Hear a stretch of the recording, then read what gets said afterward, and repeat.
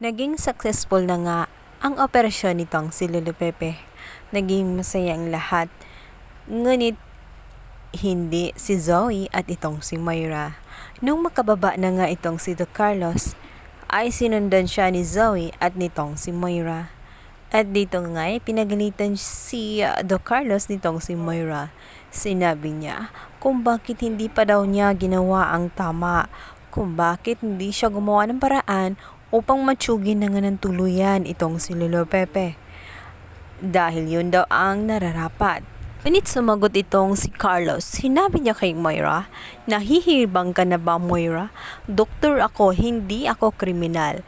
Gagawin mo pa akong mamamatay tao.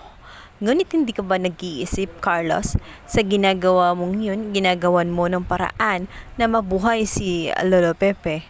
Ngunit malilagay naman sa alanganin itong si Zoe. Alam mo rin ba na itong matanda ay alam na ang sekreto mo?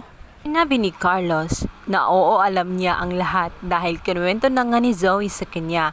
Subalit hindi niya magagawa ang hininanais nga nitong si Moira sapagkat naroroon nga si Lyndon at itong si Annalyn na kasama sa operating room.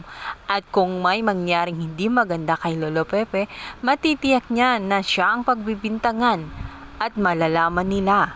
Habang itong si Zoe ay umiiyak na nga't balisang-balisa na nga sa nalalaman niya sapagkat alam niya ang mga nganib na rin siya sapagkat kapag nagkataong nabuhay nga itong si Lolo Pepe ay hindi yun magdadalawang isip na isuplo nga itong si Zoe.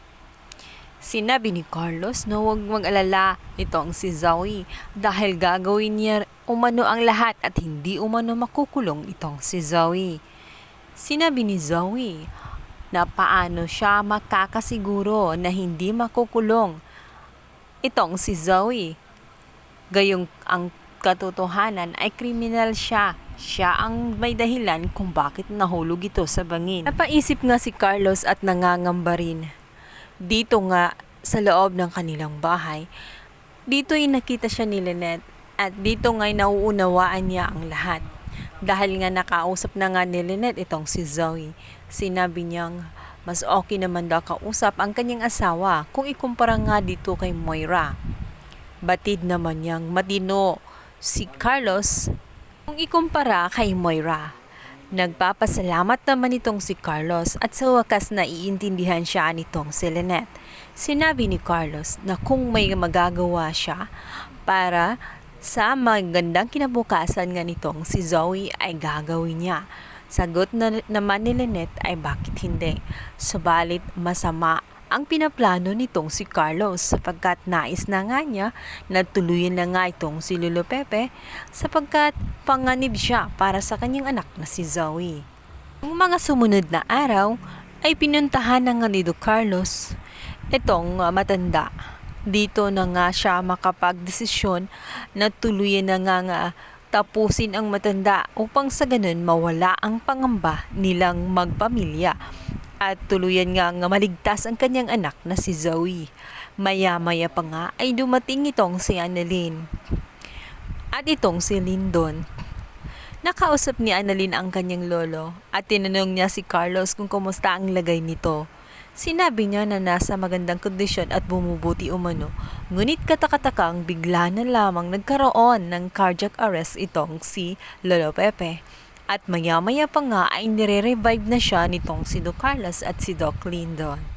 Sa kaalaman ni Lyndon at ni Annalyn ay may ginawa si Doc Carlos sa matanda nang sa ganon tuluyan itong mamatay.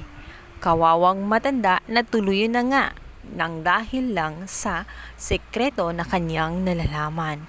Samantala, ito ngang si RJ habang naparaan nga ito sa kalsada dahil bumili siya ng mga magagandang bulaklak. Bigla na lamang may pumatong sa kanya na itim na paro-paro. Ang sabi ng tendera, ang paro-paro umanong iyon ay tanda na isa sa kanyang pamilya ay may mamamatay. Kaya naman dali-dali siyang umalis. Agad niyang naalala ang kanyang tatay na nakaratay nga.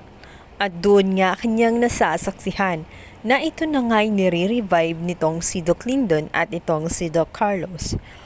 Naiiyak itong si RJ, maging itong si Annalyn dahil nanganganib si Lolo Pepe, maaaring nangang matuluyan ito sa ginawa nitong si Carlos.